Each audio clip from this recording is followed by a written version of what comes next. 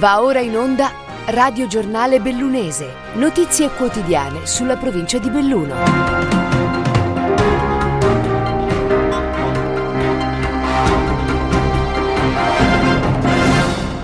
Benvenuti a un nuovo appuntamento con il Radio Giornale Bellunese, questi fatti che affronteremo nell'edizione di oggi di venerdì 11 marzo 2022. Arrestata per truffa aggravata una donna di 36 anni residente in provincia di Bolzano è accusata di aver raggirato un sacerdote di Feltre dal quale si sarebbe fatta consegnare 90.000 euro. Le manette sono scattate sabato mattina quando i carabinieri si sono appostati nei pressi del luogo scelto per la consegna di altro denaro, cogliendo la donna in flagranza di reato. Nei suoi confronti è stato disposto il divieto di dimora in provincia di Belluno, denunciato a piede libero anche un uomo che accompagnava la 36enne nei suoi spostamenti. Approvata dal Consiglio dei Ministri la nuova legge per la montagna, un provvedimento che, se ratificato dal Parlamento, prevede a decorrere dal 2023 un finanziamento di 200 milioni l'anno per le zone montane. Territori, si legge nel testo del DDL, il cui sviluppo integrale costituisce un obiettivo di interesse nazionale in ragione della sua importanza strategica ai fini della tutela dell'ambiente, delle risorse naturali, del paesaggio e della salute, nonché, alla luce del suo ruolo economico e sociale, della salvaguardia delle sue peculiarità territoriali, storiche, culturali e linguistiche. Previsti incentivi per medici, insegnanti e professionisti che opereranno nei comuni montani, agevolati anche la copertura della banda ultralarga e gli interventi infrastrutturali idonei a garantire la continuità dei servizi per la telefonia mobile. Incentivi sono inoltre in programma per imprenditori agricoli e forestali e per le imprese condotte da under 35, ipotizzate detrazioni sul mutuo per chi, con meno di 41 anni, acquista una prima casa in un comune montano con meno di 2.000 abitanti. Con questa legge, il commento del presidente della provincia di Belluno Roberto Padrin, la montagna smette di essere periferia e luogo remoto ed entra a pieno titolo nelle aree nevralgiche del paese. Incendio nel primo pomeriggio di ieri a Feltre, a fuoco la cucina di un'abitazione in via Dante Alighieri. All'origine del rogo un cortocircuito sul posto e i vigili del fuoco di Feltre con 2 mezzi per spegnere le fiamme.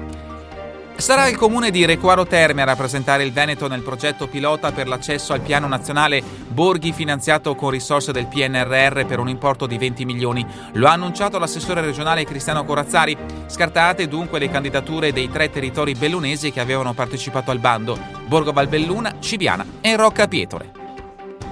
Passiamo allo sport. Argento per René De Silvestro alle Paralimpiadi di Pechino. L'atleta cadorino dello Sci Club Drusce di Cortina ha conquistato il secondo posto nello slalom gigante, categoria sitting, giungendo dietro al norvegese Jesper Pedersen.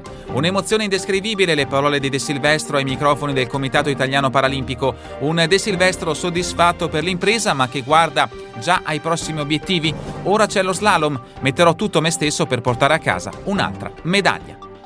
Hockey, poker che vale i playoff, il Cortina batte 4-0 il Linz e si porta sul 2-2 nella serie al meglio delle 3 contro gli austriaci.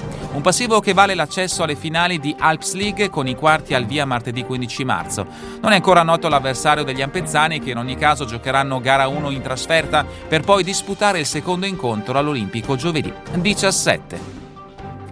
Calcio, Serie D, trasferta al Campodarsego domenica per la Dolomiti Bellunesi, sfida con una diretta rivale nella corsa ai playoff. I padovani sono al momento settimi in classifica con 3 punti in meno rispetto alla squadra allenata da Renato Lauria. Fischio d'inizio alle 14.30. Sempre per quanto riguarda il calcio, domenica in promozione va in scena lo scontro diretto tra Cavarzano Liman e Giulia Sagittaria, al momento appaiate in vetta alla classifica.